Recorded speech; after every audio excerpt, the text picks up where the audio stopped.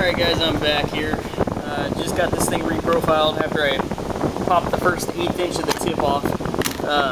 So just reprofiled the tip here, had to redo the bevels, and then did a quick acid etch to bring out that dark gray. What I did this time, I brought the tip down a little further so it makes the spine a little thicker.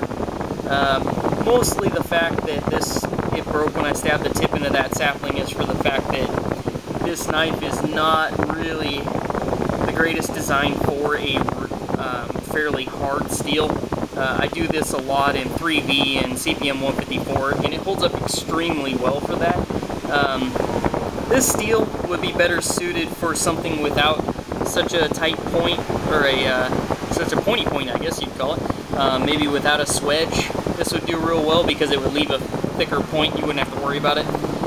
Honestly, I doubt now that I've reprofiled this that it'll ever really have an issue, because it's quite a bit thicker now. It's probably 15-20 thousandths thicker at the tip than it was before. I have a tendency to grind them fairly thin just so that they're a lot sharper. Took the main bevel back just a touch too, made it a touch thicker. That'll also help. And just went through and put an edge on this thing. You can focus on that. I don't know, I doubt it. Not a very great camera, so bear with me here. So yeah, first impressions of the steel. This stuff is tough. Really hard to grind. I should quit saying tough and actually just say hard. Extremely wear resistant, it seems like. Just for the fact that you go through a ton of belts. I mean, I went through 2,000 grit belts to put the bevel or the edge on this thing. Just does not like to clean up, and there's still some micro scratches on that bevel. I know you probably can't see them in the camera, but I took it to 1,000 grit on the belt, and then hand stropped it. Probably stropped it 200 or 300 times trying to get it out. Finally got a really nice edge on it. Slices paper real clean. It does really well there. Let me stop over here. You can admire the knife. I'll grab a piece of paper so you can see. So a lot of what I had issues with grinding this wasn't grinding it soft. It was actually grinding it hard. Grinding soft, it's not bad. It Rockwells, I think, when it's annealed at 54 or something like that, or 48. I don't remember exactly what Aldo told me, but it's fairly hard. Eats up bandsaw blades. Got to use cutoff wheel to cut it. But once you get an edge on this stuff, it should last forever. And the camera's pretty close here, so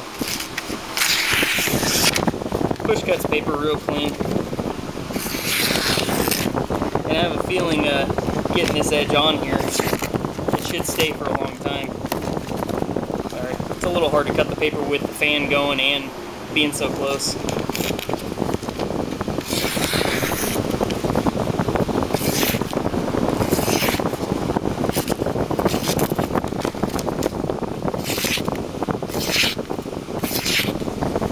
So, that's pretty good there.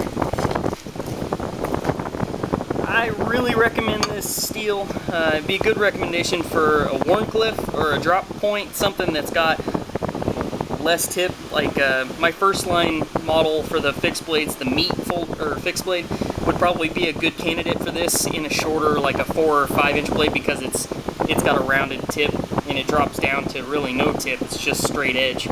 That would hold up extremely well, along with like competition cutters.